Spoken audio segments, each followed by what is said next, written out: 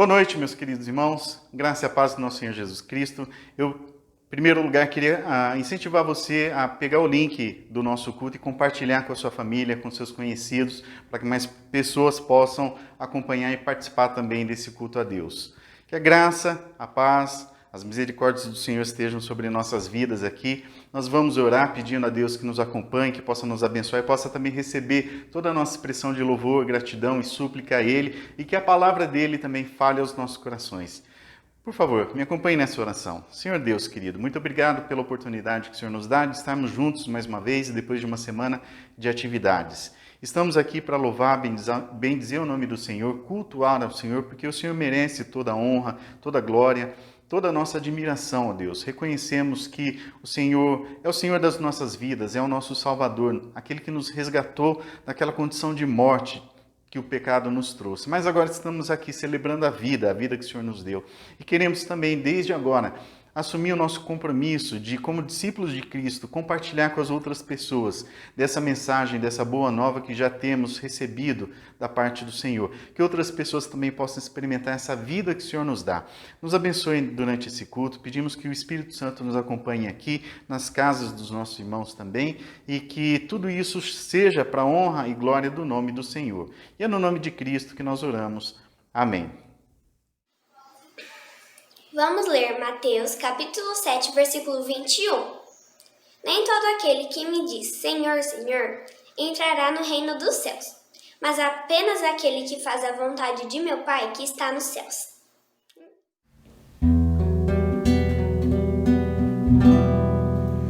A Ele a glória.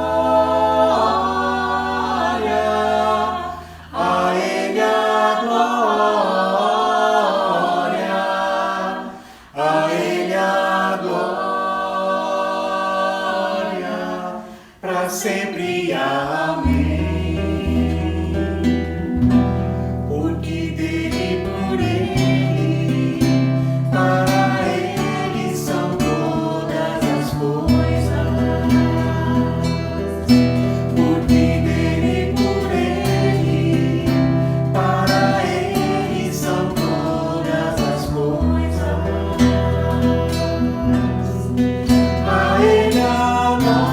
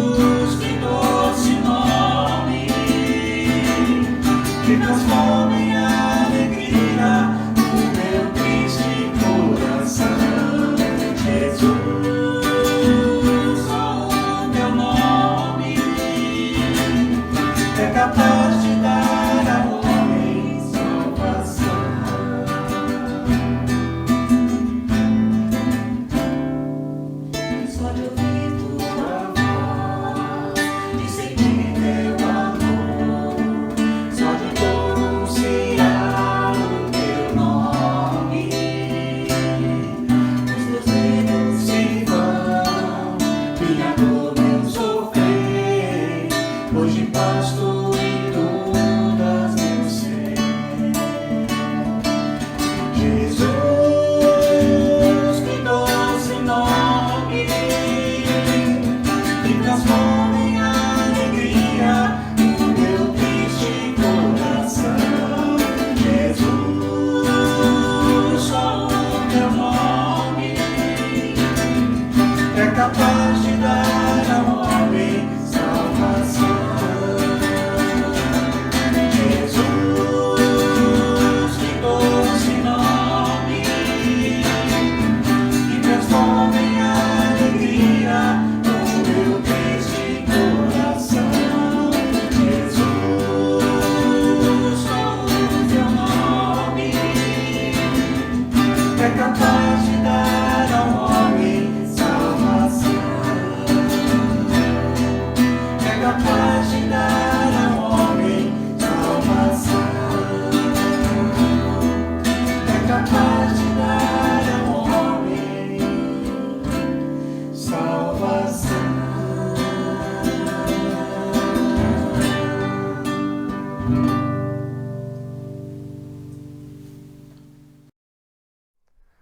Boa noite a você que nos acompanha na internet. Tem sido um privilégio poder compartilhar com vocês aquilo que Deus tem falado ao meu coração ao longo dessa semana. E hoje nós continuaremos a nossa série de mensagens conjugando o verbo amar. E hoje eu quero tratar com vocês acerca do discipulado, ou seja, o verbo discipular. Esse verbo, ele está muito ligado ao verbo que nós estudamos algumas semanas atrás, o verbo converter. Então eu gostaria que nessa noite vocês pudessem tentar trazer à mente um pouco daquilo que nós vimos há algumas semanas e fazer algumas conexões na mensagem de hoje. Antes de nós iniciarmos essa mensagem, eu gostaria de orar com vocês para que Deus prepare a nossa mente, o nosso coração, para aquilo que Ele tem a nos dizer nessa noite. Vamos orar? Deus de graça, muito obrigado pelo privilégio que nós temos de poder estar aqui para abrir a Tua Palavra e receber aquilo que o Senhor tem para nós. Te pedimos que nesses momentos de reflexão nós possamos estar com as nossas mentes, os nossos corações cativos à Tua Palavra, Senhor. Que nós sejamos enchidos do Espírito Santo nessa noite, para que as nossas vidas sejam conformadas ao caráter de Cristo. É no nome de Jesus que eu oro e agradeço. Amém. Meus irmãos, o texto que eu quero compartilhar com vocês nessa noite se encontra no Evangelho segundo Lucas, capítulo 14. Nós faremos a leitura a partir do versículo 25 até o versículo 35. Então, Lucas, capítulo 14, a partir do versículo 25.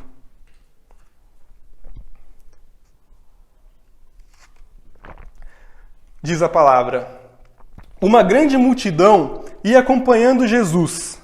Este, voltando-se para ela, disse: se alguém vem a mim e ama o seu pai, a sua mãe, sua mulher, seus filhos, seus irmãos e irmãs, e até a própria vida mais do que a mim, não pode ser meu discípulo.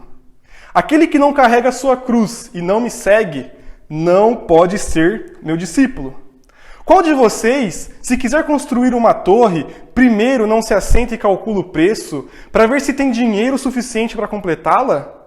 Pois, se lançar o alicerce e não for capaz de terminá-la, todos os que a virem rirão dele, dizendo: este homem começou a construir e não foi capaz de terminar. Ou qual é o rei que, pretendendo sair à guerra contra outro rei, primeiro não se assenta e pensa se com 10.000 homens é capaz de enfrentar aquele que vem contra ele com 20.000? Se não for capaz, enviará uma delegação, enquanto o outro ainda está longe, e pedirá um acordo de paz. Da mesma forma, qualquer de vocês que não renunciar a tudo o que possui, não pode ser meu discípulo. O sal é bom, mas se ele perder o sabor, como poderia restaurá-lo? Não serve nem para o solo e nem para o adubo, é jogado fora. Aquele que tem ouvidos para ouvir, ouça. O pastor norte-americano Mark Dever, em seu livro Discipulado, ele faz uma definição interessantíssima acerca do discipulado, quando diz: discipulado é o ato de ajudar outras pessoas a seguirem a Jesus, a partir do ato de seguir a Jesus. Vou repetir. Discipulado é o ato de ajudar pessoas a seguirem a Jesus, a partir do ato de seguir a Jesus. Temos aqui, portanto, 2 atos. O primeiro ato é ajudar alguém a seguir a Jesus. E o segundo ato é seguir a Jesus. Em outras palavras, o ato de ajudar outras pessoas a seguirem a Jesus pressupõe seguir a Jesus. É impossível ajudarmos outras pessoas a seguirem a Jesus se nós não seguimos a Jesus. É interessante perceber aqui que eu e você só seguimos a Jesus porque outras pessoas nos ajudaram nesse processo. E essas pessoas que puderam nos ajudar durante esse processo só nos ajudaram porque outras pessoas fizeram parte da vida delas, ajudando essas pessoas a seguirem a Jesus. E se nós continuarmos essa regressão, chegaremos nos primeiros discípulos de Jesus. Isso significa que o discipulado dentro do contexto da igreja não é um conjunto de informações, mas antes é um produto de imitação que atravessa os séculos. O que fazemos hoje é uma reverberação daquilo que os primeiros discípulos de Jesus fizeram. Para a gente entender um pouco mais essa dinâmica do discipulado dentro do contexto da igreja, nós precisamos olhar para um dos fundamentos desse ato de seguir a Jesus. Ser um discípulo de Jesus significa que isso tem um custo. É por isso que o discipulado é ao mesmo tempo maravilhoso e desconcertante. É uma marca que Deus faz naqueles que o seguem para diferenciá-los daqueles que não o seguem. O discipulado, ele estabelece uma diferença entre os filhos do rei e aqueles que não são filhos do rei. O discipulado, meus queridos, é uma marca que qualifica o povo de Deus. E essa marca exige um custo. O custo do compromisso. Perceba comigo o versículo 26. Se alguém vem a mim e ama o seu pai, sua mãe, sua mulher, seus filhos e os seus irmãos e irmãs, e até a sua própria vida, mais do que a mim, não pode ser meu discípulo. O ato de seguir a Jesus, o ato de participar de um discipulado com Jesus, requer de nós lealdade e devoção. O discipulado de Jesus demanda de nós amar a Deus acima de todas as coisas. Aqui, perceba que há um ponto muito delicado e espinhoso que todos nós latinos temos dificuldade. Nós criamos um altar familiar em nossas vidas. Para muitos de nós, a família tem se tornado um ídolo. As frases de efeitos mais conhecidas como família é tudo, família é a minha base. Todas essas frases, elas são frases legítimas e muito bonitas. Entretanto, essas frases não podem sobrepor o nosso amor ao discipulado de Jesus. E é isso que Jesus está tratando aqui. O grande ensinamento de Jesus que ele nos traz é que ele quer reorganizar nossa prioridade de amor a partir do discipulado. A melhor forma de você amar a sua família é você amando a Deus em primeiro lugar. Quando nós compreendemos essa dimensão do discipulado, a nossa família passa a ser alvo de um amor que antes está estabelecido a partir do discipulado. Um pai comprometido em amar a sua família, ele discipula os seus filhos e a sua esposa. Uma mãe comprometida em amar a sua família, ela se deixa ser discipulada por seu marido e discipula os seus filhos. Filhos comprometidos em amar a sua família, eles se submetem ao cuidado, ao discipulado dos seus pais. Um avô, uma avó comprometidos em amar os seus netos, eles assumem um compromisso e a responsabilidade de serem modelos de vida cristã para os seus netos e para suas netas. Então a gente vê que o discipulado é algo valioso. Mas como todo empreendimento valioso, ele tem o seu custo. O custo do discipulado passa pelo comprometimento. O custo do discipulado passa pelo compromisso que eu e você fazemos ao seguir a Jesus. O segundo ponto que Jesus vai tratar aqui nesse texto, ele vai trazer o segundo custo que ele apresenta para nós aqui no versículo 27, é o custo do sofrimento.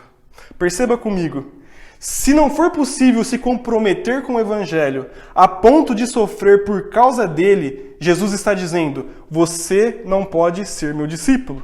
Aquele que não carrega a sua cruz e não me segue, não pode ser meu discípulo. Aqui, Jesus está tratando conosco a questão do compromisso e o sofrimento do discipulado. O discipulado de Jesus demanda de nós a prontidão para sofrer em amor a Ele. E aqui não é um sofrimento qualquer.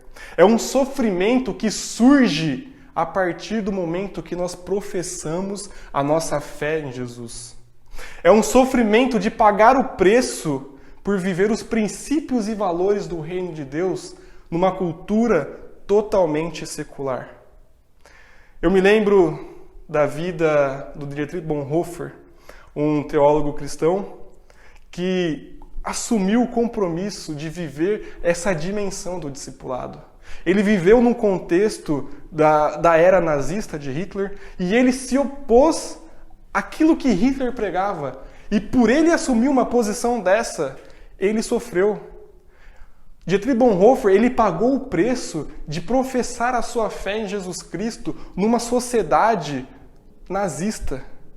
Perceba como é difícil quando nós nos colocamos diante de Jesus num discipulado, quando assumimos um compromisso, nós temos que deixar de lado as coisas desse mundo. Nós não podemos negociar os nossos princípios e valores diante de uma sociedade que se opõe a Cristo.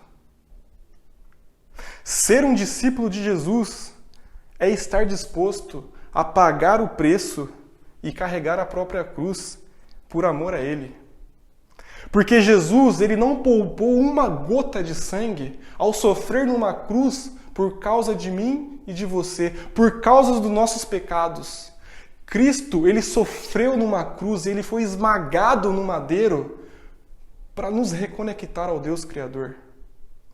Cristo, ele sofreu naquela cruz e o custo desse sofrimento é a nossa redenção.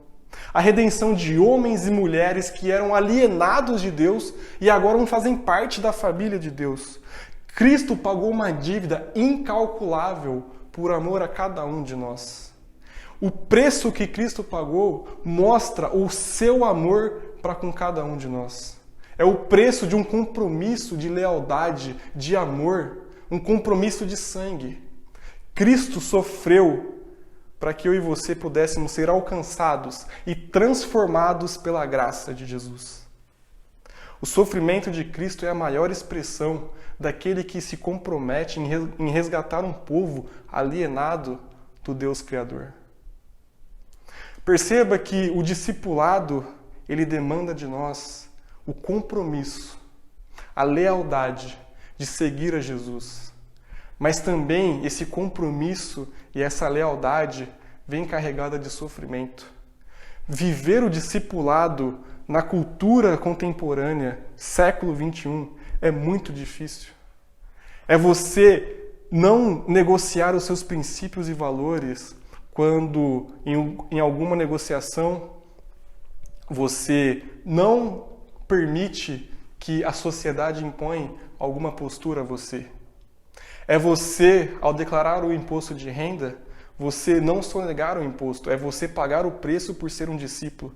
É uma ética do reino de Deus, vivendo numa sociedade que é oposta a essa ética. É viver um estilo de vida contracultural numa sociedade que é imoral. viver o discipulado cristão demanda de nós compromisso e comprometimento. Se você olhar esses dois versículos, você percebe aqui o grande peso, o grande custo do discipulado. Você percebe então Jesus, a partir do versículo 33, ele coloca aqui pra gente o último custo, que é o custo da renúncia pelo discipulado. Perceba comigo o versículo 33. Da mesma forma, qualquer de vocês que não renunciará a tudo que possui, não pode ser meu discípulo. É interessante notar que antes desse versículo, antes dessa reivindicação de Jesus, há duas parábolas. A parábola do tolo construtor e a parábola do rei prudente. A parábola do tolo construtor, ela trata daqueles que começam a seguir a Jesus sem ter o compromisso. São pessoas que não calculam o custo do discipulado. São pessoas que, no primeiro momento de adversidade, deixam de seguir a Jesus. São pessoas que não estão alicerçadas pelo custo do discipulado. Por outro lado, o rei que é prudente, ele ilustra aqueles que compreendem o custo do discipulado e se colocam numa posição de submissão e rendição.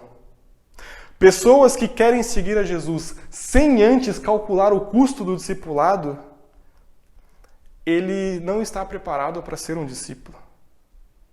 Quando chega esses momentos de renúncia, a pessoa pula fora. Quando chega o momento de sacrificar o ego para trilhar a jornada do discipulado, a pessoa pula fora. Por isso que o rei prudente, ele calcula o custo de ir à guerra contra um outro rei que tem superioridade a ele. Ele se rende, ele coloca numa posição de rendição. Pessoas que querem seguir a Jesus sem antes calcular o preço, não pode ser um discípulo. Aqui Jesus ele trata primariamente dos ídolos do nosso coração. Você pode estar se perguntando então, então você está dizendo que eu devo renunciar a tudo, a minha profissão, a minha família, os meus amigos, e viver para a missão, e viver uma vida de austeridade, viver uma vida completamente entregue a Deus. Não é isso que o texto está dizendo. Não é você largar tudo para viver uma vida somente com Deus. Quando Cristo traz essa questão da renúncia, o que Ele está querendo trazer para nós aqui é que não devemos permitir que a nossa profissão, que o nosso trabalho esteja acima do amor a Deus. É não permitir que o nosso casamento esteja acima do amor a Deus. É não permitir que os seus relacionamentos estejam acima do seu amor a Deus. É não permitir que os seus bens materiais estejam acima do seu amor a Deus. A renúncia, ela é fruto daqueles que entendem que tudo pertence a Deus. A sua profissão pertence a Deus. A sua família pertence a Deus. O seu casamento pertence a Deus. O seu namoro pertence a Deus. Os seus bens materiais pertencem a Deus. A sua conta bancária também pertence a Deus. C.S. Lewis, em seu livro Cristianismo Puro e Simples, ele diz algo muito interessante sobre isso. Ele diz: quanto mais nos libertarmos de nós mesmos e deixarmos que seja Cristo quem nos dirija, tanto mais verdadeiramente nos tornamos nós mesmos. Busque a si mesmo e a longo prazo só encontrará ódio, solidão, desespero, medo, rancor, ruína, ganância, vaidade, orgulho e decadência. Busque a Cristo e você o encontrará, e com Ele você e tudo mais. Aqui está a exata compreensão daquilo que Jesus diz de negar a si mesmo. Na jornada do discipulado é preciso desapegar-se daquele que é o seu maior bem, o seu próprio ego. Negue-se a si mesmo, tome a sua cruz e siga a Jesus. Só assim eu e você podemos ser discípulos autênticos, pessoas que ajudam outras pessoas a seguirem a Jesus. É olharmos para a nossa vida e nos colocarmos diante de Deus. É assumirmos um discipulado que envolve compromisso, que envolve sofrimento, que envolve renúncia. É renunciar o nosso eu para viver uma vida com Deus. Uma vida totalmente dependente desse Deus que entrou na história para nos resgatar de nós mesmos. Uma vida alienada de Deus, uma vida descomprometida.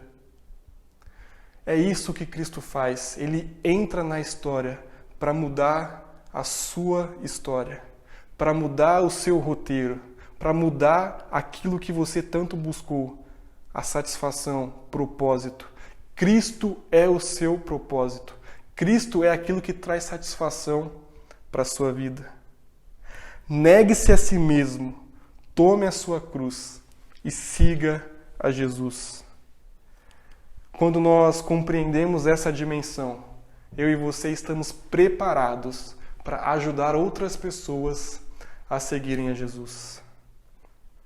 Eu quero deixar aqui 2 perguntas para que eu e você possamos considerá-las e refletir a partir delas. A primeira diz: quem é o seu modelo de discípulo que te ajuda a seguir a Jesus? Quais são as pessoas ou qual é a pessoa que tem sido referência de discípulo para você? Uma referência de maturidade cristã, uma referência de um pai, de uma mãe, referência, um modelo que você se inspira. Quem é essa pessoa? Você tem pessoas que te ajudam a seguir a Jesus? Como tem sido a sua vida cristã, marcada pelo discipulado? Segunda pergunta é: você segue a Jesus a ponto de ser um modelo para outros seguirem a Jesus? Como tem sido a sua vida cristã? Será que quando as pessoas olham para a sua vida, você inspira maturidade?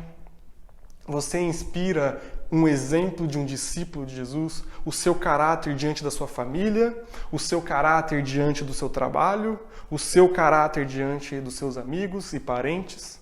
As pessoas olham para você como um modelo de discípulo de Jesus? Essas são 2 perguntas que nos faz colocar na balança como tem sido a nossa vida cristã. Será que quando nós passamos pelo processo de conversão, será que nós temos gradativamente progredido na vida cristã, do discipulado com Jesus? Aquele cristão que você era a partir do momento da conversão, hoje ele é um cristão maduro, um cristão que tem buscado cada vez mais a Jesus, um cristão que tem sido cada vez mais um bom exemplo de um discípulo de Jesus? É um desafio tanto para nós cristãos, porque viver o discipulado de Jesus numa sociedade imoral, uma sociedade secularizada, é muito difícil. E eu quero convidá-los a refletir acerca disso. E que nessa próxima canção que nós iremos cantar, você possa fazer dela a sua oração. Se você tem tido momentos de deslize, se você não tem tido momentos constantes com Cristo, que você coloque na balança e tome a decisão hoje de viver uma vida a partir do Evangelho, uma vida pautada no discipulado com Jesus. E que você possa ser uma inspiração para que outros venham a seguir a Jesus.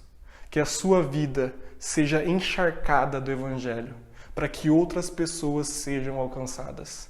Esse é o meu desejo para a minha e para a sua vida. Que Deus nos abençoe nesse momento. Pai querido, graças te damos pelo privilégio de podermos nos colocar diante do Senhor, de podermos ouvir a Tua palavra, Senhor. Obrigado porque Cristo entrou na história para morrer em nosso lugar, pagar o custo que nós não poderíamos pagar, Senhor.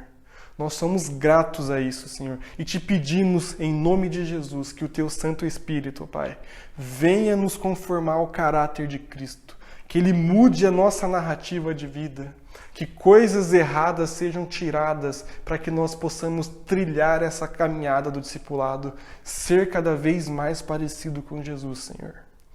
Essa é a nossa oração, Deus. Nos colocamos diante do Senhor em posição de rendição e queremos assumir o compromisso de ser um cristão autêntico, um cristão que paga o preço do discipulado, um cristão que renuncia o seu próprio ego para viver uma vida ao lado de Cristo. É um desafio e tanto, Senhor. Nós, por nós mesmos, não conseguimos fazer isso. Por isso que nós pedimos a sua ajuda, que o Teu Santo Espírito nos capacite a viver na dimensão do discipulado de Cristo. É no nome de Jesus que nós oramos. Amém.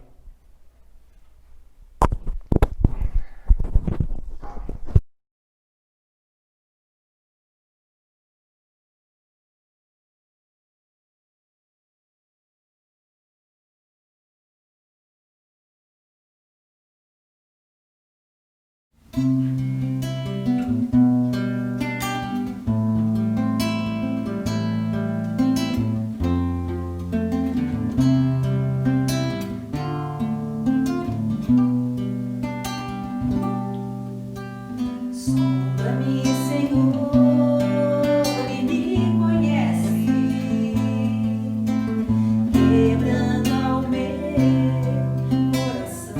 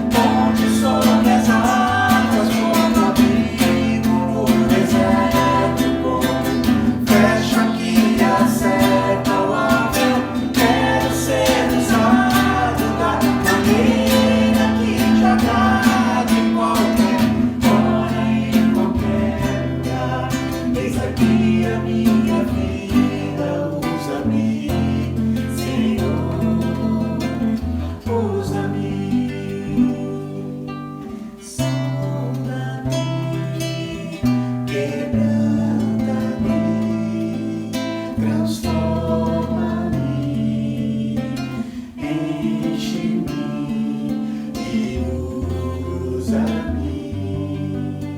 Sonda-me, quebranta-me, transforma-me, enche-me e usa-me, Senhor,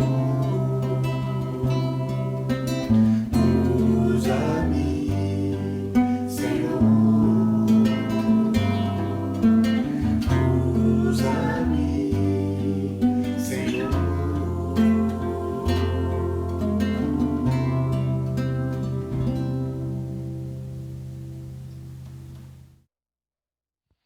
Boa noite, meus irmãos. Agora um momento de recados. Nós tivemos nessa sexta-feira o aniversário de casamento do Assis e da Marluce e também tivemos o aniversário do Sandrinho. No sábado, dia 5, nós tivemos o aniversário também de casamento do Gustavo e da Ana. E hoje, no domingo, nós tivemos o aniversário de casamento do Sr. Elcio e da Dona Esther. E também o aniversário do Tiaguinho. Nas atividades dessa semana, nós teremos às 20h30 da terça-feira o estudo em módulo sobre o catecismo. Esse já será o segundo estudo. Nós temos também na quinta-feira, às 20h30, a nossa reunião de oração e no sábado, às 18h, os adolescentes. Às 15 horas do domingo, nós temos um momento especial preparado para nossas crianças. E hoje, depois do culto, nós temos o nosso espaço de comunhão. Esperamos vocês lá. Irmãos, nós sabemos que o compromisso do discipulado é legítimo de quem está na caminhada cristã. Então, que essa mensagem possa tocar seu coração, possa mexer com as nossas convicções, que nós possamos tomar decisões de acordo com o Evangelho de Cristo durante essa semana, durante a nossa vida toda, mas eu peço que, especialmente essa semana, o Espírito Santo possa falar conosco, nos mostrando as oportunidades que temos de compartilhar essas boas novas, a boa nova do Evangelho, a boa nova de vida que Cristo nos traz. E que possamos, então, como servos dele, discípulos dele, oferecer para os outros aquilo que nós temos recebido da parte dele também. Que Deus nos abençoe, então. Momento de oração final, nós vamos pedir a bênção de Deus sobre nossas vidas e eu convido você a me acompanhar mais uma vez nessa oração. Pai querido e Deus de misericórdia, estamos felizes porque até esse momento e por toda a nossa vida o Senhor tem derramado da sua graça, das suas misericórdias sobre nós, do seu poder, do seu amor, do seu cuidado e tantas coisas boas nós temos recebido. Isso por causa do sacrifício de Jesus na cruz, que nos resgatou e nos conectou ao Senhor. E, ó Deus, temos recebido tanto e temos também agora a responsabilidade de repartir tudo isso que temos recebido, principalmente a mensagem de salvação. Nos dê coragem, nos tire da inércia, nos dê, conforme a palavra do Senhor nos ensina, intrepidez para falarmos sem nos sentirmos acanhados, e que essa mensagem seja compartilhada e que outras pessoas então experimentem uma transformação de vida, aquela transformação que só o Senhor consegue fazer, a transformação que vem de dentro para fora, que traz renovação, que nos torna um novo ser, pessoas nascidas novamente, criadas pelo Senhor. E é no nome de Cristo que nós oramos, rogando e agradecendo também. Amém. Irmãos, eu peço a Deus que a graça do nosso Senhor Jesus Cristo, que também as ternas consolações do Espírito Santo, o amor de Deus o Pai acompanhe vocês, não somente hoje, mas para toda semana e para todo sempre. Amém. Nos acompanhe agora no tempo de comunhão. Abra o link aí, vamos falar tomar um cafezinho virtual juntos.